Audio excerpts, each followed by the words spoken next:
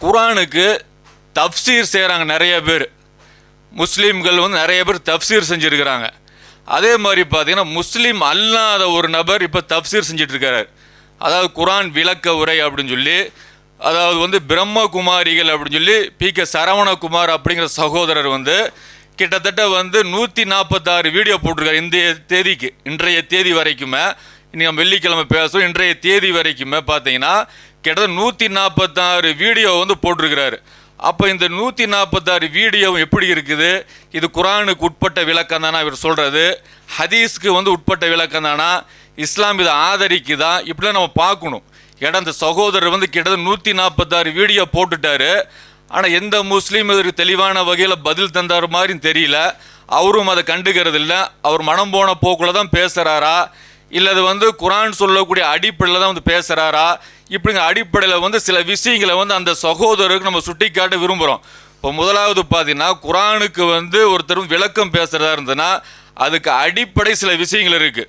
குர்ஆனுக்கு விளக்கம் வந்து குர்ஆன் தான். குர்ஆனுக்கு விளக்கம் குர்ஆனும் நபி மொழிகள் மட்டும்தான். சொந்த கருத்து, சொந்த விளக்கங்கள், சொந்த வியாக்கியானங்கள் இதெல்லாம் வந்து தடை செய்யப்பட்ட விஷயம். மூன்றாவதாக நம்ம சொந்த விளக்கம் கொடுத்தாலும் அது குர்ஆனுடைய எந்த வசனங்களுக்கும் மோதாமல் இருக்கணும், நபி மொழிகளுக்கு மோதாமல் இருக்கணும். இது அல்லாமல் சொந்த கருத்து பேசணும்னா இது ஆபத்தான பாதையில் தான் கொண்டு போய் முடிக்கும். இது வந்து ரொம்ப டேஞ்சரான ஒரு பாதை. அப்போ அந்த சகோதரருக்கு நம்ம வந்து குறிப்பிட்டு சொல்கிற சில வசனங்கள் பாருங்கள். ஒரு வசனம் இன்னொரு வசனத்தை வந்து மேலதிக விளக்கமாக காட்டும். ஒரு வசனத்தை வச்சு மட்டும் முடிவு பண்ணி விளக்கமாக பேசுகிறதுங்கிறது வந்து அது வழிகேட்டில் தள்ளிடும். இப்போ உதாரணத்துக்கு பார்த்தீங்கன்னா 2வது சூரா 34வது வசனத்தில் அந்த மனித படைப்பை பற்றி அல்லாஹ் பேசும்போது மலக்குகளுக்கு வந்து அல்லாஹ் சொல்கிறான், ஆதமுக்கு பணிந்து சஜிதா செய்யுங்கள் சொன்னபோது இப்லீஸை தவிர மற்ற அனைவரும் வந்து சஜிதா செஞ்சாங்க. இப்லீஸ் மறுத்துட்டான், ஆணவம் கொண்டான், இன்னும் அவன் காஃபிர்களை சார்ந்தவனாகிட்டான்னு சொல்லி இந்த 2வது சூறாவில் 34வது வசனத்தில் இருக்குது. இதை வச்சுக்கிட்டு பல பேர் என்ன பண்ணுவான்னு கேட்டிங்கன்னா, வானவர்களுக்கு அல்லாஹ் கட்டளையிட்டான்ல, அந்த இப்லீஸும் வானவர்களில் ஒருவன் தான் அப்படிங்கிற விளக்கம் தராது. அப்போ இந்த விளக்கம் சரியான்னு சொல்லி பார்க்கும்போது தவறான விளக்கம். ஏன்னு கேட்டிங்கன்னா, ஒரு வசனம் இன்னொரு வசனத்துக்கு மேலதிக விளக்கமாக இருக்கும். அந்த அடிப்படையில் பார்த்தீங்கன்னா 18வது சூறாவில் 50வது வசனம் இதே மாதிரி வசனம் இருக்குது. ஆதமுக்கு சஜிதா செய்யுங்கள்னு நம்ம சொன்ன போது அந்த விஷயத்தை நபியை நீங்கள் நினைவு கூறுங்க. அப்போது இப்லீஸை தவிர, இப்லீஸ் வந்து சஜிதா செய்யலை, அவன் வந்து ஜின் இனத்தை சார்ந்தவனாக இருந்தான். இங்கே பதில் இருக்குது. அப்போ பக்ராவில் ஒரு விஷயத்தை பார்த்துட்டு இது வந்து ஜின் இனத்தை சார்ந்தவன் இல்லை, இவன் மலக்குன்னு சொல்லி சொன்னால், இப்லீஸ் மலக்குன்னு சொல்லி சொன்னால் இது வழிகேடான விளக்கம். இது ஒரு இந்த மாதிரி நிறைய வசனங்கள் இருக்குது. அப்போ இந்த மாதிரி விஷயங்கள்லாம் வந்து எடுத்து பார்க்கணும். இன்னும் சொல்ல போனால் ஹதீஸ்கள்லையும் பார்க்கணும். நபி ஸல்லல்லாஹு அலைஹி வஸல்லம் அவங்க காலத்தில் நபி ஸல்லல்லாஹு அலைஹி வஸல்லம் அவங்க வந்து இந்த ஆயத்துக்கு எப்படி விளக்கம் தந்தாங்க அப்படிங்கிறதையும் பார்க்கணும். அப்போ வந்து ஃபஸ்ட்டு வந்து குர்ஆனை பற்றி பேசுகிறதா இருந்தால் குர்ஆனுக்கு விளக்கம் வந்து குர்ஆன் தான். அப்போ குர்ஆனில் இன்னொரு வசனத்தை மேற்கோள் காட்டி விளக்கம் தரணும். அப்படி இல்லை அப்படின்னா நபியுடைய விளக்கத்தை வச்சு நம்ம விளக்கம் தரணும். இது 2 தான் வழிமுறை. அதுக்கு ஒரு சான்றை பாருங்கள். அதாவது 3வது சூறாவில் 169வது வசனத்தை பாருங்கள். இந்த 3வது 169வது வசனம் வந்து 2வது சூறாவில் 154 இருக்குது, 2 இடத்துல இருக்குது. இந்த விஷயத்தை என்ன சொல்கிறான்ல, நபி அல்லாஹ்வுடைய வழியில் கொல்லப்பட்டோரை இறந்தோர்னு சொல்லி நீங்கள் நினைக்காதீங்க, அவங்க உயிரோடு இருக்கிறாங்க, அவங்க வந்து இறைவனோட நெருக்கமாக இருக்கிறாங்க, உணவளிக்கப்படுறாங்க, இப்படிங்கிற வசனம் இருக்குது. இந்த வசனத்தை பார்த்த மாத்திரத்திலேயே முஸ்லீம் ஆகட்டும் அல்லது வந்து சுய கருத்து தரக்கூடிய எப்படி நினைக்கிறாங்க அப்படின்னா, இது வந்து உயிரோடு இருக்கிறாங்க, நல்லவங்களாம் உயிரோடு இருக்கிறாங்க, இறை தியானத்தில் இருந்தவங்க உயிரோடு இருக்கிறாங்க, இப்படிங்கிற விளக்கம் தராங்க. ஆனால் இந்த விளக்கத்தை வந்து நபி கொடுக்கல, அல்லாவும் கொடுக்கல. அல்லாஹ் ஒரு வசனத்தை எந்த கருத்தில் சொல்கிறானோ அந்த கருத்தில் தான் நம்ம புரியணும். அதுக்கு மாற்றமான கருத்தில் புரிஞ்சு அது வழிகேடு. அப்போ இந்த விஷயத்துக்கு வந்து இந்த வசனத்துக்கு நபி ஸல்லல்லாஹு அலைஹி வஸல்லம் வந்து பதில் கொடுத்துருக்குறாங்க. சஹாபாக்கள் கேட்குறாங்க, நபித்தோழர்கள் கேட்குறாங்க, அல்லாஹ்வுடைய தூதரே இந்த வசனத்தில் சொல்லக்கூடிய விளக்கம் என்னன்னு சொல்லி கேட்கும்போது அப்போ நபி சொல்கிறாங்க, அவர்களின் உயிர்கள், அது அல்லாஹ்வுடைய பாதையில் கொலை செய்யப்பட்டாங்கல்ல, அவங்களுடைய உயிர்கள் பச்சை நிற பறவைகளின் வயிறுகளில் செலுத்தப்பட்டு இருக்கும். அவற்றுக்கென அரிசியின் கீழ் மாட்டப்பட்டுள்ள கண்ணாடி கூண்டுகள் இருக்கும். அவை சொர்க்கத்தில் விரும்பியவாறு உண்டு கழித்துவிட்டு பின்பு அந்த கூண்டுக்குள் வந்து அடையும். அப்போது அவருடைய இறைவன் ஒரு முறை தோன்றி, நீங்கள் எதையேனும் ஆசைப்படுகிறீர்களா என்று கேட்பான். அதற்கு அவர்கள், நாங்கள் ஆசைப்படுவதற்கு என்ன உள்ளது, நாங்கள் தான் சொர்க்கத்தில் விரும்பியவாறு உண்டு கழித்து கொண்டிருக்கிறோம் என்று கூறுவார். இவ்வாறு 3 முறை கேள்வியும் பதிலும் நடைபெறுகிறது. எதையேனும் கேட்காமல் நாம் விடப்பட மாட்டோம் என்பதை அவர்கள் காணும்போது, இறைவா, எங்கள் உயிர்களை எங்கள் உடலுக்குள் திரும்பவும் செலுத்துவாயாக, நாங்கள் உனது பாதையில் மீண்டும் ஒரு முறை கொல்லப்பட வேண்டும் என்று கூறுவார். அவர்களுக்கு இதை தவிர வேறு எந்த தேவையும் இல்லை என்பதை இறைவன் காணும்போது அவர்கள் அதே நிலையில் விடப்படுவார்கள். அப்போ இந்த ஹதீஸ் புகாரி முஸ்லீம், அதாவது முஸ்லீமில் 3834, திருமதி, அபூதாவூத் போன்ற நிறைய நூல்கள் இருக்குது. இப்போ நம்ம பார்க்க வேண்டிய விஷயம் என்ன அப்படின்னா, அல்லாஹ்வுடைய வசனத்துக்கு விளக்கம் தரதா இருந்ததுன்னா அது அல்லாஹ்வுடைய வசனத்தை வச்சு மட்டும்தான் நம்ம விளக்கம் தரணும். நபி மொழியை வச்சு மட்டும்தான் விளக்கம் தரணும். அது அல்லாமல் சொந்தமாக நம்ம விளக்கம் தந்தோம்னா அது வழிகேட்டில் முடியும். அதே மாதிரி பார்த்தீங்கன்னா, அல்லாஹ் ஒரு கருத்தை பதிவு பண்ணுறான். ஒரு வசனத்தில் ஒரு கருத்தை பதிவு பண்ணும்போது அதுக்கு மாற்று கருத்து சொல்கிறதுக்கு யாருக்கும் உரிமை இல்லை, அதிகாரம் இல்லை. அப்போ அந்த மாதிரி பார்த்தீங்கன்னா 2வது சூறாவில் நீங்கள் 2வது சூறா 75வது வசனத்தில் பார்த்தீங்கன்னா அல்லாஹ் சொல்லும்போது பல வசனங்களை சொல்லி காட்டுறான். அப்போ 4வது சூறாவாகட்டும், அப்போ இவங்க அல்லாஹ்வுடைய வார்த்தைகளை மாற்றுறாங்க. அல்லாஹ்வுடைய வார்த்தைகள் எப்படி மாற்றக்கூடிய ஒரு கூட்டம் இருந்திருக்குது. அதாவது அல்லாஹ்வுடைய வசனத்தை செவிமடுத்து கருத்தை மாற்றி விடக்கூடிய ஒரு கூட்டம் இருந்திருக்கு. அப்போ தஃப்சீர்னு சொல்லக்கூடியவங்க என்ன வேலை பண்ணுவாங்கன்னா, அதாவது அல்லாஹ் விரும்பக்கூடிய தஃப்சீர் எப்படி இருக்கும் அப்படின்னா, அல்லாஹ் ஒரு வசனத்தில் ஒரு விஷயத்தை சொன்னால் அதுக்கு அல்லாஹ் இந்த இடத்துல இப்படி சொல்லியிருக்கிறான் பாரு, மேற்கோள் காட்டி விளக்குவாங்க, அல்லது நபியோட விளக்கத்தை காட்டி விளக்குவாங்க. இது 2 தான் நேர்வழி. அதுக்கு அப்பாற்பட்டதில் வழிகேடு தான். இன்னும் சொல்லப்போனால் சில பேர் எப்படி இருப்பான்னு வசனத்தை ஓதுவாங்க, கருத்து வேறையே வைப்பாங்க. அப்போ அதுதான் 2வது சூறாவில் 75 வசனத்தில் பார்த்தீங்கன்னா யூதர்களை பற்றி எல்லாம் சொல்லும்போது ஒரு சார இறைவாக்கை கேட்டுக்கொண்ட அதை விளங்கி கொண்ட மாற்றி சொல்கிறாங்க, நல்லா சொல்லி காட்டுறான். அதே மாதிரி இப்போ 4வது சூறாவில் இருக்குது, பல இடங்கள் இருக்குது. 2வது சூறாவில் 75 இருக்குது. அதே மாதிரி 4வது சூறாவில் 4வது அத்தியாயம் அதில் 46 நீங்கள் பார்த்தீங்கன்னா இந்த யூதர்களுடைய கேரக்டரு, அதே மாதிரி கிறிஸ்தவருடைய கேரக்டர்லாம் இருக்குது. யூதர்கள் சிலர் வேத வாக்குகளின் கருத்தை அதற்குரிய இடத்திலிருந்து புரட்டுகின்றனர். அல்லாஹ் ஒரு கருத்தில் ஒரு விஷயத்தை சொல்லியிருப்பான், அதை புரட்டுறாங்க. எதுக்கு இதில் ஆதாரமாக காட்டுறோம் அப்படின்னா, இப்போ இந்த பிரம்மகுமாரில் சார்ந்த சரவணகுமார் வேத கருத்தை புரட்டி இருக்கிறாரா, இது அல்லாஹ் விரும்பக்கூடிய வகையில் பேசியிருக்கிறாரு பார்க்கறதுக்காக, ஒப்பிட்டு பார்க்கறதுக்காக இந்த வசனங்களை மேற்கோள் காட்டுறோம். யூதர்கள் சிலர் வேத வாக்கு கருத்தை அதற்குரிய இடத்திலிருந்து புரட்டுறாங்க அப்படின்னு நல்லா சொல்லி காட்டுறான். அப்போ அதே மாதிரி இப்போ மேற்கோள் நம்ம காட்டுறது ஒரு சில வசனங்கள் தான், நிறைய இருக்குது. நம்ம மேற்கோள் காட்டுற ஒரு சில வசனங்கள் மட்டும்தான். அப்போ அதே மாதிரி 5வது சூறாவில் 41வது வசனத்தில் பார்த்தீங்கன்னா அதுலேயும் வரும். என்ன வருதுன்னா, நபியே, எவர்கள் தங்கள் வாயினால் நம்பிக்கை கொண்டோம் என்று கூறி அவருடைய இதயங்கள் ஈமான் கொள்ளவில்லையோ அவர்களை குறித்தும் ஈதோர்களை குறித்தும் யார் நிராகரிப்பின் பக்கம் விரைந்து சென்று கொண்டிருக்கிறார்களோ அவர்களை பற்றி கவலை கொள்ள வேண்டாம். ஏன்னா அவங்க பொய்யானவற்றையே அதிகமாக கேட்குறாங்க. உம்மிடம் இதுவரை வராத மற்றொரு கூட்டத்தினருக்கு உன் பேச்சுகளை அறிவிப்பதற்காகவும் கேட்குறாங்க. எதுக்குன்னு கேட்டால் வேறொரு கூட்டம் அறிவிக்கணும். மேலும் அவர்கள் வேத வசனங்களை அவற்றுக்குரிய இடங்களிலிருந்து மாற்றி, இன்ன சட்டம் உங்களுக்கு கொடுக்கப்படல் அதை ஏற்றுக்கொள்ளுங்கள், அதை உங்களுக்கு கொடுக்கப்படல் அதை தவிர்த்து கொள்ளுங்கள் என்று கூறுகிறார்கள். அதாவது எப்படி வருது அப்படின்னா, சாதகமாக எடுக்கிறது, பாதகமாக எடுக்கிறது, வேத கருத்தை மாற்றி விடுறது. அப்போ இந்த மாதிரி விஷயங்கள் எல்லாம் அதிகமாக அவங்க செஞ்சுருக்கிறாங்க.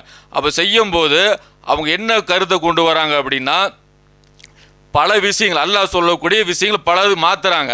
அதில் பார்த்தீங்கன்னா அல்லாஹ் அழகிய கடன் கொடுப்போர் உண்டா இப்படின்னு கேட்குறான்ல. அதாவது இன்னும் சொல்லப்போனால் அவங்க எப்படி அவங்க கேரக்டர், யூத கேரக்டர் எப்படி இருக்குன்னா, நிச்சயமாக அவர்களில் ஒரு பிரிவார் இருக்கிறாங்க. இது 3வது சூறாவில் 78வது வசனம். அதில் என்ன வருதுன்னா, அவர்கள் ஒரு பிரிவார் இருக்கிறாங்க. அவர்கள் வேதத்தை ஓதும்போது தங்கள் நாவுகளை சாய்த்து ஓதுறாங்க, ஒரு விதமாக கோணிச்சு ஓதுறது. ஏன்னு கேட்டிங்கன்னா, வேதத்தின் ஒரு பகுதி தான் அப்படின்னு சொல்லி நீங்கள் எண்ணிக்கொள்வதற்காக ஏமாத்துறாங்க. அதான் விளக்கம் தப்பாக சொல்கிறது ஒன்று, அதை வேதத்தில் இல்லாததையே நாக்கு கோணிச்சு ஓதுறது. மக்கள் பார்க்கும்போது என்ன நினைப்பாங்க அப்படின்னா, இது வந்து சாதாரண ஒரு விஷயம் இல்லை, இது வந்து வேதம் தான் இப்படிங்கிற நினைக்கிறதுக்கா இப்படி ஓதுறது. அப்போ இப்படி ஓதும் போது இவங்க என்ன பண்ணுறாங்கன்னு கேட்டிங்கன்னா, ஏமாத்து வேலையை பண்ணுறாங்க. அப்போ இந்த ஏமாத்து வேலையை பண்ணும்போது இது எந்த அளவுக்கு போய் முடியுது, மனம் போன போக்கில் விளக்கம் தருது. உதாரணத்துக்கு அல்லாஹ் வந்து பல இடங்களில் சொல்கிறான், அதாவது அல்லாஹ்வுக்கு அழகிய கடன் கொடுப்போர் உண்டா நல்லா கேட்குறான். குறிப்பாக நீங்கள் சொல்கிறதா இருந்தால் 2வது சூறால 245வது வசனம். இதெல்லாம் நம்ம குமாரிகள் சரவணுக்கும் பார்க்கணும். ஏன்னு கேட்டால் நீங்கள் கொடுத்தது வந்து சரியான விளக்கம் தானே. ஏன்னு கேட்டால் பக்ராவுக்கு விளக்கம் கொடுத்துருக்கிறாரு, அதே மாதிரி ஆலை இம்ரானுக்கு விளக்கம் கொடுத்துருக்கிறாரு, அன்னிசா வரைக்கும் விளக்கம் கொடுத்துருக்கிறாரு. நீங்கள் கொடுத்த விளக்கம் சரிதான்னு சொல்லி ஒப்பிட்டு பாருங்கள். நீங்கள் ஆபத்தான பாதையில் இருக்கிறீங்களா, வழிகேட்டில் இருக்கிறீங்களா, நேரான பாதை இருக்குன்னு நீங்களே பார்த்துக்குங்க. இப்போ 2வது சூறாவில் பார்த்தீங்கன்னா 245 அல்லாஹ் சொல்லும் போது பல இடங்கள்ல இருக்குது. அல்லாஹ்வுக்கு அழகிய கடன் யார் கொடுக்குறாங்களோ அவர்களுக்கு வந்து அதை பன்மடங்காக்கி அல்லாஹ் கொடுப்பான். அல்லாஹ் தான் உங்களுக்கு செல்வத்தை தரான், செல்வத்தை சுருக்கிறான் அப்படின்னு வசனம் வந்து 2வது சூறாவில் 245 இருக்குது. அப்போ இந்த சூறாவை பொறுத்த வரைக்கும் அல்லாஹ் வந்து என்ன கேட்குறான், ஏழைகளுக்கு உதவி பண்ணுறது, மார்க்கத்துக்கு உதவி பண்ணுறது இப்படிங்கிற கருத்தில் வந்து அல்லாஹ் கேட்குறான். இதை யூதர்கள் எப்படி விளக்கம் சொல்கிறாங்க அப்படின்னா, இது 3வது சூறாவில் 181வது வசனத்தில் பாருங்கள். இந்த ஒரு வசனத்தை வச்சுட்டு அவங்க என்ன சொல்கிறாங்கன்னா, அல்லாஹ் ஏழை ஆயிட்டான். அல்லாஹ் ஏழையான்ற யார் கடன் கேட்பா, யார் ஏழை ஆகிட்டாங்களோ அவங்க தானே கடன் கேட்பாங்க. அப்போ அல்லாஹ் ஏழை ஆகிட்டான், நாங்கள் தான் சீமான்கள், நாங்கள் தான் பணக்காரங்கள் அப்படின்னு சொல்கிறாங்க அவங்க யூதர்கள். அப்போ வந்து அதை பற்றி அல்லாஹ் சொல்லி காட்டுறான் 3வது சூறா 181. நிச்சயமாக அல்லாஹ் ஏழை, நாங்கள் பணக்காரர்கள் என்று கூறியவரின் சொல்லை திடமாக அல்லாஹ் கேட்டுக்கொண்டான். இவ்வாறு அவர்கள் சொன்னதையும் அநியாயமாக நபிமார்களை அவர்கள் கொலை செய்ததையும் நாம் பதிவு செய்து கொள்வோம். சுட்டு பொசுக்கும் நரக நெருப்பின் வேதனையை சுவையுங்கள் சொல்லி மறுமையில் அவங்களுக்கு நாம் சொல்லுவோம்னு அல்லாஹ் சொல்லி காட்டுறான். அப்போ வந்து அல்லாஹ் வந்து கடன் கேட்குறான்னா அல்லாஹ் ஏழை ஏட்டுன்னு அர்த்தமா? அப்படி கிடையாது. அல்லாஹ் மார்க்கத்துக்கு உதவி செய்ய சொல்லி சொல்கிறான், ஏழை எளிய மக்களுக்கு உதவி செய்ய சொல்லி சொல்கிறான். அப்போ இதையெல்லாம் மாற்றிட்டு தப்பாக சொல்கிறது, வசனத்தை ஓதுறது, கருத்து தப்பாக வைக்கிறது. அப்போ இந்த மாதிரி ஒரு சாராரில் இருக்கிறாங்க. இன்னும் பார்த்தீங்கன்னா வசனத்துக்கு அர்த்தமே தப்பாக வைக்கிறது, இப்படி ஒரு குரூப் இருக்கும். இதை 41வது சூறால 40வது வசனத்தில் அல்லாஹ் சொல்லி காட்டுறான். நிச்சயமாக எவர்கள் நம்மளுடைய வசனங்களில் அதாவது குறை காண்கிறார்களோ, அது குறை அப்படின்னு சொல்லி சொன்னால் இல்லாததை எடுத்து வைக்கிறது. வசனத்தில் வேறொரு அர்த்தம் இருக்கும், கருத்து இருக்கும், அந்த கருத்தை மாற்றி விடுறது. இந்த மாதிரி யார் செய்கிறாங்களோ அவங்களுக்கு அவங்களுடைய செயல்கள் வந்து எனக்கு மறைக்கப்பட்டதா இல்லை, எனக்கு எல்லாம் தெரியும் நல்லா சொல்கிறான். அவனை வந்து கியாமத்து நாளில் வந்து அவனை பார்த்துக்கிறாங்க கருத்தில் வந்து அல்ல 41வது சூறால 40வது வசனத்தில் எல்லாம் சொல்லி காட்டுறான். அப்போ அல்லாஹ் இதில் என்ன சொல்ல வரான் அப்படின்னா, அல்லாஹ் சொல்லக்கூடிய விஷயத்துடைய கருத்தை மாற்றி விடுறது. அப்போ இந்த மாதிரி ஒரு குரூப் வந்து எல்லா காலகட்டத்தில் இருந்துக்கிட்டே இருக்கும். அப்படி இருக்கும்போது இந்த பிரம்மகுமாரிகள் சொல்லக்கூடிய விளக்கம் வந்து எந்த வகையை சார்ந்தது? அல்லாஹ் விரும்பக்கூடிய வகையை சார்ந்ததா, நல்லோருடைய வகையை சார்ந்ததா, வழிகேடர்கள் வகையை சார்ந்ததா நம்ம விளக்கமாக பார்க்க இருக்கிறோம். அப்போ அந்த விஷயத்தை பொறுத்த வரைக்கும் இவர் என்ன சொல்கிறாருன்னா, இவர் வந்து பிரம்மகுமாரிகளுடைய நாணத்தை வைத்து கொண்டு குரானை படிங்க. இவர் எந்த அளவுக்கு வந்து தவறான ஒரு விஷயத்தை அழைப்பு கொடுக்குறாருன்னு ஆரம்பத்திலே பதிவு பண்ணுறாரு. ஃபஸ்ட்டு வீடியோலேயே என்ன சொல்கிறாருன்னா, குரானை படிக்கும்போது பிரம்மகுமாரிகளின் நாணயத்தை வைத்து கொண்டு, பிரம்மகுமாரிகளுக்கு அறிவு இருக்குது, அவங்க ஒரு கொள்கையை வச்சுருக்கிறாங்க, அவங்க ஒரு கோட்பாடை வச்சுருக்கிறாங்க. அந்த கொள்கை கோட்பாடின் அடிப்படையில் நீங்கள் வந்து குரானை படித்தால் நல்லா டக்கு டக்கு டக்குன்னு விளங்கும். அதே மாதிரி வந்து பைபிளை படித்தால் டக்கு டக்கு டக்குன்னு விளங்கும், ராமாயணத்தை படித்தாலும் விளங்கும், எது படித்தாலும் விளங்கும் அப்படிங்கிறார். இதுவே ஒரு வழிகேட்டில் இருக்கிற போதுமான சான்று. ஏன்னு கேட்டால் இது மனித பேச்சு கிடையாது, குரான்ங்கிறது மனித பேச்சு கிடையாது, அல்லாஹ்வுடைய வார்த்தை. அப்போ அல்லாஹ்வுடைய வார்த்தையை வந்து சாதாரண மனிதர்களாகி நம்மளுடைய நாணத்தை வச்சு விளக்கிடுவேன் இப்படின்னு சொல்கிறது வந்து வழிகேடான விளக்கம். அதே மாதிரி பார்த்தீங்கன்னா ஏன்னு கேட்டிங்கன்னா குரான் வந்து 1400 ஆண்டுகளுக்கு மேலே ஆயிடுச்சு. அப்போ 1400 ஆண்டுகள் வந்து முஸ்லீம்கள் கையில் குரான் இருக்குது. அப்போ 1400 ஆண்டுகள் வந்து யாருமே குரானை விளங்கலை, நாங்கள் தான் வந்து பிரம்மகுமாரிகள் நாணயத்தின் அடிப்படையில் விளக்க போகிறோம் அப்படிங்கிறது இது எந்த அளவுக்கு முட்டாள்தனமான வாதம் இது? அல்லாஹ்வுடைய உதவி கொண்டு குரான் வந்து சாதாரண மக்களும் படித்தா விளங்குற அளவுக்கு தான் இருக்குது. இப்போ இவங்க கூட படிக்கிறாங்க, இந்த பிரம்மகுமாரிகளை சார்ந்த அந்த சகோதரர் படிக்கிறாரு, அந்த மொழியாக்கத்தை படிக்கிறாரு, ஒன்றுக்கு மேற்பட்ட மொழியாக்கம் வச்சிருக்கிறாரு. அப்போ அந்த மொழியாக்கம் படிக்கும்போது விளங்குது, அர்த்தம் தப்பா வைக்கிறாரு, விளக்கம் தப்பா சொல்லி தான் பிரச்சனை வருது. இப்போ விளக்க தஃப்சீர் பண்ணுறதுல பிரச்சனை வருது. குர்ஆனுடைய வசனங்கள் படிக்கும்போது தெளிவாக தான் படிக்கிறாரு, தடுமாற்றம் இல்லாமல் தான் படிக்கிறாரு. படிச்சுட்டு தரக்கூடிய விளக்கங்கள் தான் தவறாக இருக்குது. அப்போ பிரம்மகுமாரிகளின் நாணயத்தை வைத்து கொண்டு படித்தால் குர்ஆன் புரியுங்கிறது முழுக்க முழுக்க 100% வழிகேடான வார்த்தை, வழிகேடான விளக்கம்.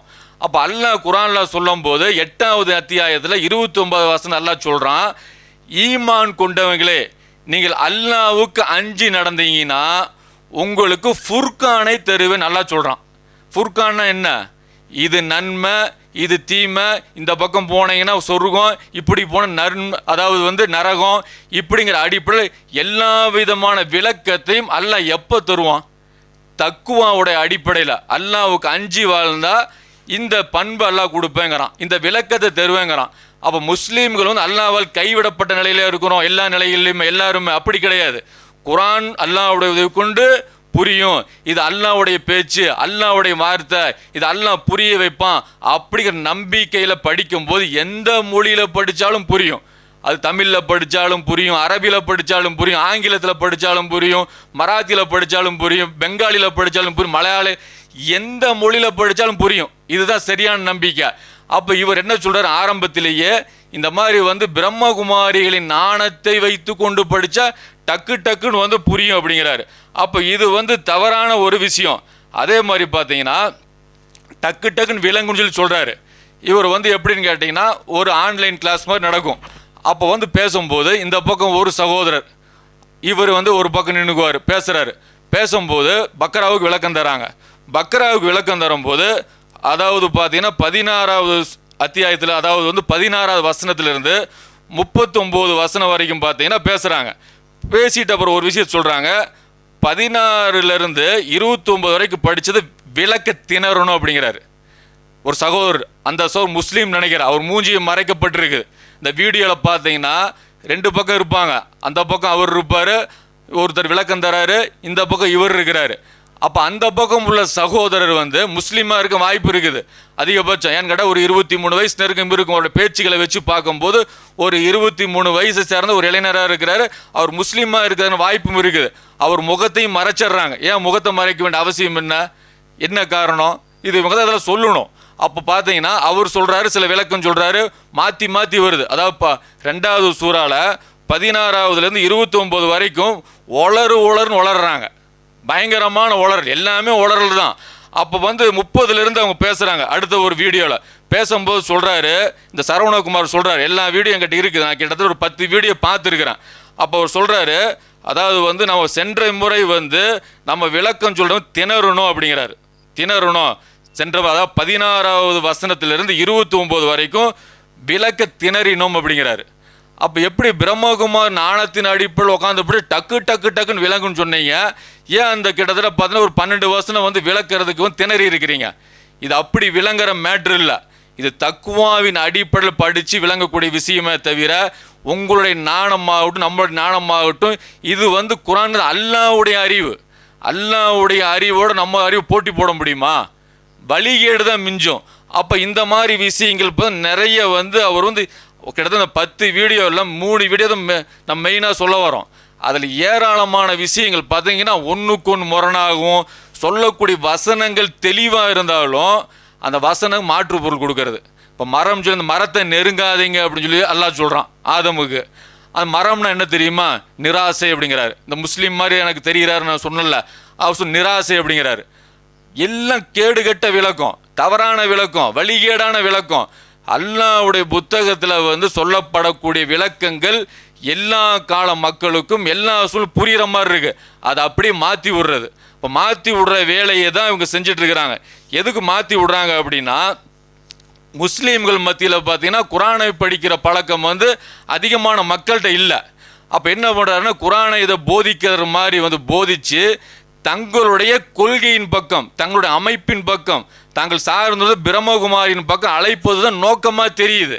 ஏன்னு அடிக்கடி அவர் பேசும்போது இப்போ ஒரு அட்டை எடுத்து வச்சுக்குவார், இதுதான் 5000 வருட காலசக்கரம் சொல்லி ஒரு விஷயத்தை எடுத்து திருப்பி திருப்பி எல்லா வீடியோலையும் காட்டுறாரு. இப்படி காட்டும் போது என்ன ஆகுது? குரானை பற்றி அறிவு சாதாரண முஸ்லீம்களுக்கு இல்லை. அப்போ இந்த மாதிரி முஸ்லீம்களில் பார்த்தீங்கன்னா ஒரு 10% பேர் இருந்தால் கூட இவங்ககிட்ட போய் ஜாயின் பண்ணும்போது பார்த்தீங்கன்னா இவங்களுக்கு ஒரு ஆள் பிடிக்கிற மாதிரியான விஷயங்களை வந்து தெரியுது. ஏன்னா இவங்களுக்கு ஏராளமான இவங்களுடைய கொள்கை கோட்பாடுகள் சொல்கிறதுக்கு இவங்களுக்கு டைம் கரெக்டாக இருக்கும்.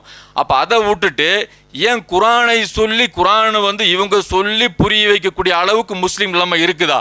இப்படி இல்லை. இப்போ இந்த சேனல்லாம் எதுக்கு ஆரம்பிக்கிறாங்க அப்படின்னா குழப்பத்தை உண்டு பண்ணணும். குழப்பத்தை உண்டு பண்ணுறதுக்காகத்தான் இந்த மாதிரி சேனல் எல்லாம் ஆரம்பிக்கிறாங்க.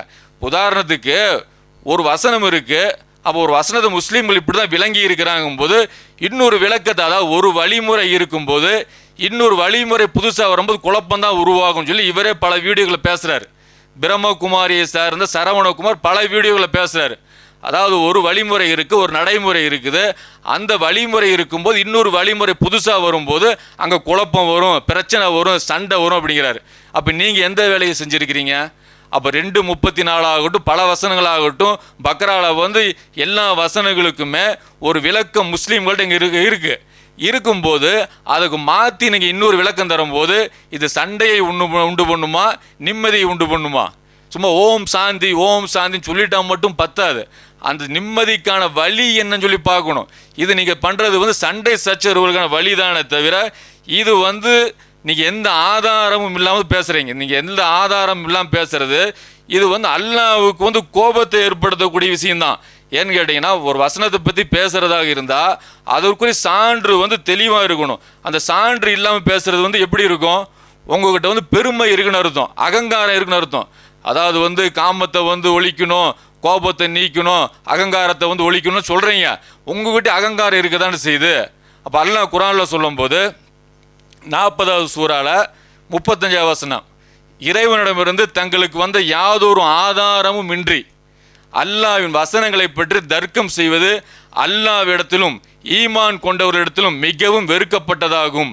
இவ்வாறு பெருமை அடித்து ஆணவங்கள் ஒவ்வொரு இதயத்தின் மீதும் அல்லாஹ் முத்திரையிட்டு விடுகிறான். இந்த மாதிரி வசனம் இருக்குதா? இப்போ இந்த மாதிரி வசனங்கள் என்ன அல்லாஹ் என்ன சொல்லி காட்டுறான்? அதாவது வந்து எந்த சான்றும் இல்லாமல் அல்லாஹ்வுடைய வசனங்களில் வந்து தர்க்கம் செய்கிறதுங்கிறது வந்து இவங்களுடைய உள்ளத்தில் வந்து என்ன இருக்குது? பெருமை நல்லா சொல்லி காட்டுறான். இது வந்து அல்லாஹ்ட்ட கோபத்தை ஏற்படுத்தக்கூட நல்லா சொல்லி காட்டுறான். அதே மாதிரி பார்த்தீங்கன்னா அதே சூறாவில் 56வது வசனத்தில் இன்னும் தெளிவாக நல்லா சொல்லி காட்டுறான். நிச்சயமாக எவர்கள் தங்களிடம் வந்த அல்லாஹ்வுடைய வசனங்களை பற்றி எந்த ஆதாரமுமின்றி தர்க்கம் செய்கின்றார்களோ அவருடைய இதயங்களில் பெருமையை தவிர வேறு எதுவும் இல்லை. பெருமை தான் இருக்குது உங்கள் உள்ளத்தில்.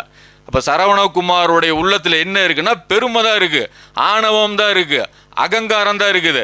ஆனால் அப்பெருமை அளிப்பதை அவர்கள் அடையவும் மாட்டார். எந்த பெருமைக்காக நீங்கள் செய்கிறீங்களோ, எந்த விஷயத்துக்காக இந்த விஷயத்தை கையில் எடுத்திருக்கிறீங்களோ, உங்கள் என்ன நோக்கத்துக்காக இந்த விஷயத்தை கையில் எடுத்திருக்கீங்களோ நோக்கத்தை வந்து இன்ஷால்லா உங்களால் அடைய முடியாது.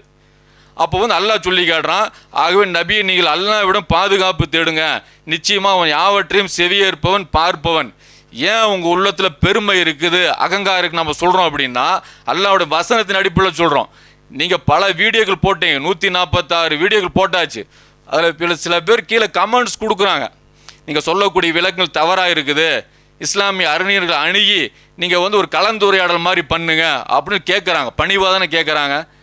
அதை ஏன் நீங்கள் நடைமுறைப்படுத்த மறுக்கிறீங்க? அப்போ மற்றவங்க எல்லாம் முட்டாள், நான் சொல்லக்கூடிய விளக்கம் தான் கரெக்டு, பிரம்மகுமாரி நாணயத்தின் அடிப்படையில் நான் பேசிகிட்டு இருக்கிறேன், இவங்க முஸ்லீம்களுக்கு ஒன்றும் தெரியாது, அவங்க சரியான ஆழமான கருத்தை ரகசிய நாணங்களை அவங்க அறியல, அதில் உட்கருத்தில் இருக்குது அதெல்லாம் அறியல, இப்படிங்கிற மாதிரி விஷயத்தை எல்லாம் வந்து உங்களோட உள்ளத்தில் நீங்களே பதிவு பண்ணிக்கிட்டீங்க. பதிவு பண்ணதன் விளைவு தான் நீங்கள் வந்து முஸ்லீம்களுக்கு வந்து எந்த மதிப்பும் தரதில்லை. குர்ஆன் வந்து உலக மக்கள் அனைவருக்கும் பொதுவானது. அந்த பொதுவானதை நீங்கள் பேசும்போது அது எப்படி விளக்கணுமோ அப்படி விளக்காமல் உங்கள் சுய கருத்தில் விளக்கிறது அது எங்கே போய் முடிக்கும் அப்படின்னா ஆபத்தான பாதையில் நீங்கள் போயிட்டுருக்கிறீங்க. ஒரு அல்லாஹ்வுக்கு விருப்பமான ஒரு வழியோ அல்லாஹ்வுக்கு விருப்பமான விளக்கத்தையெல்லாம் நீங்கள் தரல, வழிகேடான விளக்கத்தை தான் கொடுத்துட்றீங்க நீங்கள். அதாவது உங்களுக்கு முழுசாக பதில் தரதாக இருந்தால் பல மணி நேரம் தேவைப்படும். ஏன்னா உங்களுடைய கொள்கை என்னங்கிறத ஒரு கோடிட்டு தான் நம்ம காட்டுறோம். அதே மாதிரி பார்த்தீங்கன்னா ஜிப்ரீல் அவங்க வந்து நபி ஸல்லல்லாஹு அலைஹி வஸல்லம் அவங்கள கட்டி அணைத்து வந்து குர்ஆனை ஓத சொன்னாங்கன்னு சொல்லி ஹதீஸ்கள் இருக்குது, ஆயத்துக்குள்ள அந்த கருத்தில் இருக்குது. அதுக்கு என்ன விளக்கம் தரீங்க அப்படின்னா ஜிப்ரீல் வந்து கட்டி அணைச்சதாக சொல்கிறது வந்து அது வந்து தவறானது. ஜிப்ரீல் அவங்க வந்து உடம்புக்குள்ளே முகம்மதுடைய உடம்புக்குள்ளே பூந்தார். முகம்மதுடைய உடம்புக்குள்ளே தான் பூந்தார். ஏன்டா உடம்புக்குள்ளே வந்து போடுறதுங்க நம்பிக்கை உங்களுக்கு இருக்குது. கடவுளை இன்னொரு மனிதருடைய உடம்புல போவார், அதுவும் வயோதிகமான ஒரு மனிதரோட உடம்புக்குள்ளே போவார் நம்பிக்கை உங்களுக்கு இருக்கிறதுனால நீங்கள் அந்த நம்பிக்கையின் அடிப்படை நீங்கள் எதை வந்து நம்பிக்கை கொண்டிருக்கீங்களோ அந்த நம்பிக்கையின் அடிப்படையிலேயே வந்து குரானை வந்து பார்க்குறீங்க, அந்த நம்பிக்கையின் அடிப்படையில் இஸ்லாத்தை பார்க்குறீங்க. இது வந்து வழிகேடு. அப்போ வந்து ஹதீஸ்கள் எப்படி இருக்குது? முஸ்லீம்கிற ஹதீஸில் 252 நபி ஸல்லல்லாஹு அலைஹி வஸல்லம் மனைவி சம்பந்தப்பட்டவங்க சொல்கிறாங்க. சம்பந்தப்பட்டவங்க சொல்லும்போது அந்த விளக்கத்தை ஏற்றுக்க மாட்டேன், எனக்கு என்ன போடுதோ என்னுடைய நாணம் ஒன்று இருக்குது, எனக்கு வந்து நாணம் கிடச்சிருக்குது இப்படின்னா இது வந்து பைத்தியக்காரத்தனமான உளறலாக தான் இருக்கும். ஏன்னு கேட்டால் உங்களுடைய நாணம் நினச்சி நீங்கள் உட்காரும் போது 2016 நீங்கள் வந்து திணறுனதை நீங்கள் தானே சொல்கிறீங்க, விளக்க முடியலனால திணறுன்னு அப்படிங்கிறீங்க. அப்போ திணறுனதுக்கு என்ன காரணம்? குரானை வச்சு விளக்க தெரியல, குரானை நபி மொழிகளை வச்சு விளக்க தெரியல, அதனால் வந்து தான் திணறல் ஏற்படுது. அப்போ இது வந்து உங்களுடைய வாயிலிருந்து தான் வந்திருக்குது. அப்போ நான் வந்து நபி ஸல்லல்லாஹு அலைஹி வஸல்லம் உடம்புக்குள்ள ஜிப்ரீல் அவங்க பூந்தாங்க இப்படிங்க வழிகேடான விளக்கம். இது நிறைய நூல்கள் இருக்குது. நபியோடைய மனைவி சொல்கிறாங்க, அல்லாஹ்வின் தூதர் ஸல்லல்லாஹு அலைஹி வஸல்லம் அவங்களுக்கு ஆரம்ப காலமாக வேத அறிவிப்பு தூக்கத்தில் கண்ட உண்மை கனவாகவே இருந்தது இப்படின்னு சொல்லி நிறைய விஷயம் சொல்லிட்டு அவங்க ஹிரா குகையில் தனித்திருந்து கணிசமான இரவுகள் வணக்க வழிபாட்டில் ஈடுபட்டு வந்தாங்க அப்படின்னு சொல்கிறாங்க. சொல்லும்போது பல நாளுக்குரிய உணவெல்லாம் கொண்டு போவாங்கன்னு இருக்குது. அப்போ ஒரு நாள் வந்து ஜிப்ரீல் அலைஹிஸ்ஸலாம் அவங்க வந்து நபிக்கிட்ட வந்து ஓதுவீராக அப்படிங்கிறாங்க. நபிக்கிட்ட வந்து முதல் முறை ஓதுவீராகன்னு சொல்லி சொல்லும்போது அப்போ நபி சொல்கிறாங்க, எனக்கு ஓத தெரியாது, எனக்கு எந்த ஓதக்கூடிய பழக்கம் இல்லை அப்படிங்கிறாங்க.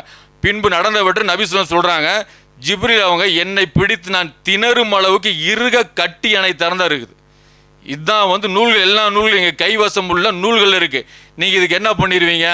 வேதம் சொல்லக்கூடியது எல்லாம் வந்து சரியானதெல்லாம் சொல்ல முடியாது, அந்த நாணம் அவங்களுக்கு தரப்படலை, அதே மாதிரி வந்து நபி மொழின்னு காட்டுவாங்க, அதில் ஏற்றுக்க வேண்டிய அவசியம் இல்லை இப்படிங்கிறப்ப நீங்கள் ஒரு புது வழியை சொல்கிறீங்கள.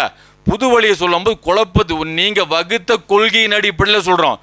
ஒரு வழிபாடு இப்படி போயிட்டு இருக்குது, ஒரு நடைமுறை இப்படி போயிட்டு இருக்கு, நீங்கள் புதுசாக ஒரு விளக்கம் சம்பந்தமெல்லாம் கொடுக்கும்போது குழப்பத்தை உண்டாக்குமா தெளிவை தருமா? உங்களை சார்ந்தவங்களுக்கு வந்து அது தெளிவை தந்த மாதிரி இருக்கும். அப்போ வந்து முஸ்லீம்களுக்கு வந்து இது குழப்பத்தை ஏற்படுத்தக்கூடிய வேலையை தான் நீங்கள் செஞ்சிட்டு இருக்கீங்க, தெல்ல தெளிவாக தெரிய வரும். அப்போ இந்த ஹதீஸில் எப்படி வருது, நபி மொழியில் எப்படி இருக்குது? அதாவது வந்து ஜிப்ரீல் அவங்க வந்து என்னை கட்டி அணைத்தார், உடலுக்குள்ளே பூந்தார்லாம் இல்லைங்க, கட்டி அணைத்தார்னா வருது. பிறகு என்னை விடுவித்து விட்டு, உங்கள் வாதத்தின் பிறகு கட்டி அணைத்தாருங்கிறத தூக்கி போட்டுட்டு உள்ளே நுழைஞ்சிட்டாருங்கிறீங்க. அப்படி உள்ளே நுழைஞ்சாருன்னா வெளியேறின்ட்டு வரணும்.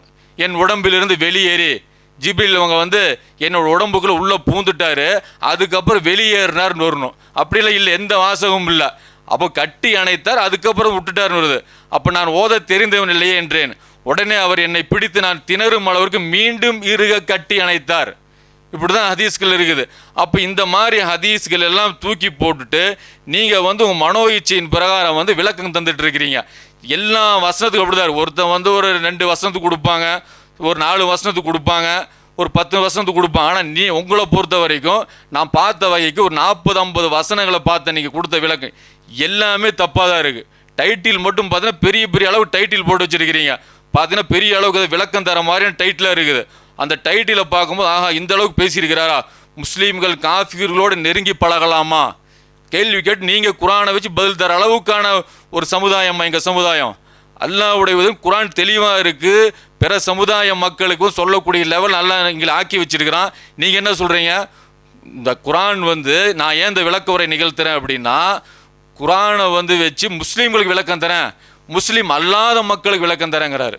அப்போ நீ எத்தனை பேருக்கு விளக்கம் கொடுத்துருக்கிறீங்க? எல்லா விளக்கமும் தப்பாக இருக்குது. போடுற டைட்டில் பார்த்தீங்கன்னா முஸ்லீம்கள் வந்து காஃபிகளோடு நெருங்கி பழகலாமா, அல்லாவின் கடைசி இறை தூதர் இயேசுவா முகமது நபியா, இயேசு கிறிஸ்து அல்லாவின் தூதரா, அல்லாவின் மகனா, அல்லாவிற்கு உங்கள் குடும்பத்தையே நீங்கள் இழக்க தயாரா, ஓஹோ இவர்கள் தான் உண்மையான காஃபிரா, அல்லாவை நிராகரித்தால் முஸ்லீம் சமூகம் ஏற்பட்ட விளைவு, அல்லாவின் பிள்ளைகளுக்கு எதிராக செயல்பட்டால் என்னவாகும், இப்படிங்கிற மாதிரி டைட்டில் எல்லாம் கொடுக்குறீங்க.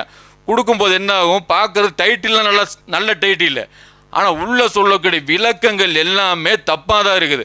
அப்போ தப்பாக இருக்கும்போது உங்களுடைய விளக்கம் வந்து அல்லாஹ் சொல்லக்கூடிய அடிப்படையில் இல்லை, நபி ஸல்லல்லாஹு அலைஹி வஸல்லம் சொன்னது அடிப்படையில் இல்லை. உங்களுடைய விளக்கம் முழுக்க முழுக்க மனோ இச்சையின் அடிப்படையில் நிகழ்ந்தது தான். என்னடா அடிப்படையான சில விஷயத்தை மட்டுமே அவங்களுக்கு சுட்டி காட்டுறோம். ஏன்டா நீங்கள் அல்லாஹ் சொன்னது அடிப்படையிலும் இல்லை, அல்லாஹ்வுடைய தூதர் சொன்ன அடிப்படையிலும் இல்லை, அல்ல சொந்த விளக்கம் கொடுத்தாலும் குரானுக்கு முரண் இல்லாமல் நபி மொழிகளுக்கு முரண் இல்லாமல் சொல்லவும் இல்லை. முழுக்க முழுக்க மனோ இச்சைய மார்க்கம். உங்களுக்கு மனோ இச்சை மார்க்கும் ஒரு அடிப்படையில் தான் நீங்கள் வந்து செயல்பட்டு இருக்கீங்க, விளக்கம் கொடுத்துட்ருக்கீங்க. திருத்திக்கங்க, உங்களுடைய வீடியோக்கள் இதோட நிப்பாட்டிக்கங்க. ஏன்னு கேட்டிங்கன்னா உங்களுக்கு முஸ்லீம்கள் யாரும் பதில் தரல அப்படின்னு நினச்சிக்கிறீங்க. உங்களுக்கு அழகான வரையில் வந்து கமெண்ட்ஸ்லேயும் போட்டிருக்கிறாங்க. போட்டதையெல்லாம் அகங்காரத்தினால ஆணவத்தினாலே தூக்கி போடுறீங்க, கடாசிடுறீங்க, எந்த பதிலும் தரதும் இல்லை. அப்போ இந்த மாதிரி விஷயங்கள் யாரும் செயல்படுத்துகிறாங்களோ இவங்க எல்லாம் மனம் போன போக்கில் போகிறவங்க, மனோ இச்சையின் அடிப்படையில் செயல்படக்கூடியவங்க. இதை குறித்து அல்லாஹ் சொல்கிறான் 2வது சூறால 120வது வசனத்தில், நபிய யூதர்களும் கிறிஸ்தவர்களும் அவர்களுடைய வழியை நீங்கள் பின்பற்றாத வரையில் உம்மை திருப்தி அடைய மாட்டார்கள். ஆகவே அவர்களை நோக்கி நீங்கள் சொல்லிடுங்க, நிச்சயமாக அல்லாஹ்வுடைய வழிதான் நேரான வழி. இதே தான் உங்களுக்கும். அதாவது வந்து பிரம்மகுமாரிகளுடைய வழியை வந்து சரி கண்டு, ஆமாம் நீங்கள் சொல்கிற நாணம் தான் கரெக்டான நாணம், நீங்கள் சொல்லக்கூடிய கொள்கை தான் கரெக்டு, நீங்கள் சொல்லக்கூடிய விளக்கம் தான் கரெக்டுன்னு சொல்லி நீங்கள் சொல்லக்கூடியதை நாங்கள் சரி கண்டாதான் எங்களுக்கு ஒரு திருப்தி அடைவீங்க. இல்லைன்னு சொன்னால் திருப்தி அடைய மாட்டீங்க. இவங்க நாணம் இல்லை, இவங்களுக்கு அறிவு இல்லை, இவங்களுக்கு குரானை பற்றி புரிதல் இல்லை, பைபிளை பற்றி புரிதல் இல்லை, இப்படிங்கிற மாதிரி விஷயத்தை கடந்து உங்களுக்கு நீங்களே சுய விளக்கத்தை கூட கடந்து போயிடுவீங்க. இதை குறித்து நல்லா சொல்கிறான். அவங்களுடைய மார்க்கத்தை நீங்கள் பின்பற்றாத வரைக்கும் உங்களை குறித்து திருப்தி அடைய மாட்டாங்க. அப்போ நீங்கள் சொல்லிடுங்க, அல்லாஹ்வுடைய வழி தான் நேர் வழி சொல்லிடுங்க. நல்லா சொல்லி காட்டுறோம். உங்களுக்கும் இந்த வசனத்தை வச்சு நம்ம அதுதான் சொல்கிறோம். அல்லாஹ்வுடைய வழி மட்டும்தான் நேரிய வழி. மனிதர்களால் கற்பனை செய்யப்பட்ட எல்லா கொள்கைகளும் எல்லா வழிகேடுகளும், அதான் எல்லா வழிகளும் வழிகேட்டில் தான் கொண்டு போய் முடிக்கும். அப்போ அல்லாஹ் சொல்கிறான், நிச்சயமாக அல்லாஹ்வின் வழி இஸ்லாம், அதுவே நேர் வழி என்று சொல்லும். அன்றி உனக்கு நாணம் வந்தடைந்த பின்னரும் அவருடைய மனோ இச்சைகளை பின்பற்றுவீர்களானால் அல்லாஹ்விடமிருந்து உம்மை காப்பாற்றுவோனும் உமக்கு உதவி செய்வோனும் இல்லை. அப்போ விளக்கம் வந்துருச்சு, இதுதான் சரியான மார்க்கம், அல்லாஹ் சொல்லக்கூடிய பேச்சு தான் வந்து சரியானதுன்னு சொல்லி விளக்கம் வந்ததுக்கு அப்புறமும் இப்போ வந்து பிரம்மகுமாரிகள் சில முஸ்லீம்கள் இருக்கிறாங்க. அப்போ அவங்கெல்லாம் தெளிவாக தெரிஞ்சுக்கணும், அல்லாஹ் சொல்லக்கூடிய விளக்கம் தான் நேரான விளக்கம், நேரிய பாதை, சொர்க்கத்துக்கு அழைத்து செல்லக்கூடிய விளக்கம். அதை விட்டுட்டு பிரம்மகுமாரி இதை சொல்கிறாங்க அதை சொல்கிறாங்கன்னு சொல்லி போனீங்க அப்படின்னு சொல்லி சொன்னால் நீங்கள் அவரோட மனோ இச்சையை பின்பற்றினீங்கன்னா அல்லாஹ்கிட்டேருந்து உங்களை வந்து யாரும் காப்பாற்ற முடியாது. எச்சரிக்கையாக இருக்கணும். இந்த மாதிரி நபர்கள் வந்து மனோ இச்சையின் பிரகாரம் தான் வந்து விளக்கம் கொடுத்துட்ருக்குறாங்க. அப்போ அல்லாஹ்கிட்டேருந்து யாரும் வந்து பாதுகாப்பு வந்து நம்ம பெறணும் அப்படின்னா அல்லாஹ் சொல்கிறத கேட்கணும், அல்லாஹ்வுடைய தூதர் சொல்கிறத கேட்கணும். அது இல்லாமல் மனம் போன போக்கில் மனோ இச்சையில் பேசுகிறாங்க, இவங்களோட பேச்சை கேட்டுட்டு கரெக்டுன்னு சொல்லி போனோம்னா அல்லாஹ்வுடைய உதவி நமக்கு வராது, அல்லாஹ் நம்மளை காப்பாற்றவும் மாட்டான். இது 2வது சூறால 120வது வசனம். அதே மாதிரி 2வது சூறா 145வது வசனம் சொல்லி காட்டுறான், வேதம் கொடுக்கப்பட்டவரிடம் நீ எல்லா விதமான அத்தாட்சிகளை கொண்டு வந்தாலும் அவர்கள் உமது கிப்லாவை பின்பற்ற மாட்டார்கள். நீ எந்த கிப்லாவை சொல்ல அந்த கிப்லாவை பின்பற்ற மாட்டார்கள். நீ எல்லா விதமான சான்றுகளை கொண்டு வந்தாலும் சரிதான் நல்லா சொல்கிறான். அதே மாதிரி நீயும் வந்து அவங்களுடைய கிப்லாவை பின்பற்ற மாட்டீங்க. இன்னும் அவர்களில் சிலர் மற்றவர்களின் கிப்லாவை பின்பற்றவும் இல்லை, அவங்களுக்குள்ளாரையே அந்த மாதிரி கருத்து முதல்ல இருக்குன்னு நல்லா சொல்லிட்டு, இதை பற்றி நாணம் உமக்கு கிடைத்த பின் நீர் அவர்களுடைய மன விருப்பங்களை பின்பற்றி நடப்பீராயின் நிச்சயமாக நீர் அநியாயக்காரில் ஒருவராகி விடுவீர். அப்போ அல்லாஹ் சொல்லக்கூடிய விளக்கம் தான் சரியான விளக்கம், அல்லாஹ் சொல்லக்கூடிய வசனம் தான் தெளிவானது, நேரானது. அப்போ இதை வந்து தூக்கி போட்டுட்டு மனோ இச்சை பிரகாரம் பேசுகிறாங்கல்ல, அவங்களுடைய பேச்சுகளுக்கு நாம் வந்து வழிபட்டு நடந்தோம் அப்படின்னா அநியாயக்காரர்கள் ஒருவன் ஆயிடுவோம்னு சொல்லி அல்லாஹ் சொல்லி கேட்டுறான். அதே மாதிரி 5வது சூறா பல இடங்கள் இருக்குது. அதாவது மனோ இச்சையின் அடிப்படையில் செயல்படக்கூடியவங்களோட விஷயத்தை அல்லாஹ் வந்து பல இடங்கள் சொல்லி காட்டுறான். இதே மாதிரி 5வது சூறா 48வது வசனத்தில், மேலும் நபியே முற்றிலும் உண்மையை கொண்டுள்ள இந்த புத்தகத்தை நாம் உம்மீது இறக்கியுள்ளோம். இந்த புத்தகம் தான் அல்லாஹ்வுடைய பேச்சு. இவங்க என்ன சொல்லுவான்னு கேட்டிங்கன்னா, இது அல்லாஹ்வுடைய வார்த்தையெல்லாம் கிடையாது, அதான் இறைவனுடைய நாணமும் மனிதனுடைய நாணம் கலந்து இருக்குது, நாம் தான் கலந்து பிரித்து எடுக்கணும், எது இறைவனுடைய நாணம் எது மனித நாணம் சொல்லி பிரித்து எடுக்கணுங்கிற வார்த்தையெல்லாம் அவர் பேசியிருக்கிறாரு. இதெல்லாம் முழுக்க முழுக்க வந்து இவருக்கு நாணம் இல்லாமல் பேசிகிட்டு இருக்காரு. குரான் வந்து அல்லாஹ்வுடைய வார்த்தை. இவங்க என்ன சொல்கிறாங்க, பிரம்மகுமாரி நாணத்துக்கு ஒத்து போகக்கூடிய புத்தகம் தான் குரான் அப்படிங்கிறாங்க. பிரம்மகுமாரிகள் ஒரு நாணத்தை வச்சுக்கிறாங்க, அந்த நாணத்துக்கு ஓரளவு ஒத்து போகக்கூடிய புத்தகம் சொல்லி சொன்னால் குரான் தான் அப்படிங்கிறாங்க. குரான் வந்து மனித கற்பனையால் வந்ததே கிடையாது, அல்லாஹ்வுடைய புத்தகம், அல்லாஹ்வுடைய பேச்சு, அல்லாஹ்வுடைய வார்த்தை. அப்போ அல்லாஹ் சொல்லி காட்டுறான், இந்த புத்தகத்தை நாம் தான் இறக்கினோம், இது தனக்கு முன்னிருந்த ஒவ்வொரு புத்தகத்தையும் மெய்ப்படுத்தக்கூடியதாகவும் அதை பாதுகாப்பதாகவும் இருக்கிறது. எனவே அல்லாஹ் அருள் செய்ததை கொண்டு அவருடைய நீ தீர்ப்பு வழங்கு, உமக்கு வந்த உண்மையை விட்டும் அவருடைய மனோ இச்சையை நீர் பின்பற்ற வேண்டாம். அப்போ உண்மை வந்துருச்சு. அப்போ அந்த உண்மையை எது திசை திருப்பும் அப்படின்னா, இந்த மனோ இச்சை அடிப்படையில் பேசுகிறாங்கல்ல, அவங்க திசை திருப்பி விட்டுருவாங்க. அப்போ இந்த வேலையை தான் பிரம்மகுமாரிகளோட சரவணகுமார் தெளிவாக செஞ்சிட்டு இருக்கிறாரு. அது 5:49 இன்னும் அல்லாஹ் அருள் செய்த சட்டத்தை கொண்டே அவளை தீர்ப்பு செய்யுங்க. இதெல்லாம் முழுக்க முழுக்க அல்லாஹ் அருள் செஞ்சது, அதை வச்சு நீங்கள் தீர்ப்பு செய்யுங்க. அவங்களுடைய மனோ இச்சைகளை பின்பற்றாதீங்க. அல்லாஹ் உம் மீது இறக்கி வைத்ததில் சிலவற்றை விட்டும் அவர்கள் உம்மை திருப்பி விடாதபடி அவரிடம் எச்சரிக்கையாக இருங்க. அவங்க பேசுவாங்க, ஆமாம் அல்லாஹ் இறக்குனது தான், இது 2 கலப்படமாக இருக்குது இப்படிங்கிற மாதிரியும் பேசிக்குவாங்க. இல்லை முழுக்க முழுக்க அல்லாஹ்வுடைய புத்தகம் தான் சொல்லிட்டு அந்த வசனத்தை ஓதி வேறொரு கருத்தை நுழைச்சிருவாங்க. அதுதான் அல்லாஹ் சொல்கிறான், அல்லாஹ் உமக்கு இறக்கி வைத்ததில் சிலவற்றை விட்டும் உம்மை திருப்பி விடாதபடி அவரோட எச்சரிக்கையாக இருங்க அப்படின்னு நல்லா சொல்லி கேட்டுறான். அப்போ இந்த மனோ இச்சைவாதிகள்லாம் எப்படின்னு கேட்டிங்கன்னா, முழுக்க முழுக்க அவன் மனசில் என்ன தோணுதோ அதை தான் சொல்லிட்டு இருக்கிறாங்களே தவிர அவங்க குரானுக்கு குரானை வச்சு விளக்கம் தரணும் அந்த கொள்கைக்கு வரமாட்டாங்க. குரானுக்கு நபி மொழியில் தான் விளக்கம் போட அந்த விஷயத்துக்கு போக மாட்டேங்கிறாங்க. அப்போ சரவணகுமார் நம்ம திருப்பி நான் என்ன சொல்கிறோம் அப்படின்னா, நீங்கள் சொல்லக்கூடிய விளக்கங்கள் கிட்டத்தட்ட 146 வீடியோக்களை 10 வீடியோக்களை பார்த்தோம். 10 வீடியோக்களும் மெஜாரிட்டி கிட்டத்தட்ட பார்த்தீங்கன்னா ஒரு 50 வசனங்கள் வச்சுக்குவோம். 47-48 வசனங்களுக்கு மனோ இச்சையின் அடிப்படையில் தவறான விளக்கம் தான் கொடுத்துருக்கிறீங்க. அல்லாஹ் விரும்பக்கூடிய விளக்கத்தை நீங்கள் தரவே இல்லை. இது உங்களுக்கு அறியாமையை தான் காட்டு, உங்களுடைய அறியாமையை தான் காட்டுது. அப்போ இந்த மாதிரி வீடியோக்குள்ளே போடுவதை விட்டும் விலகிக்குமாறு நம்ம அன்பாக கேட்டுக்கிறோம்.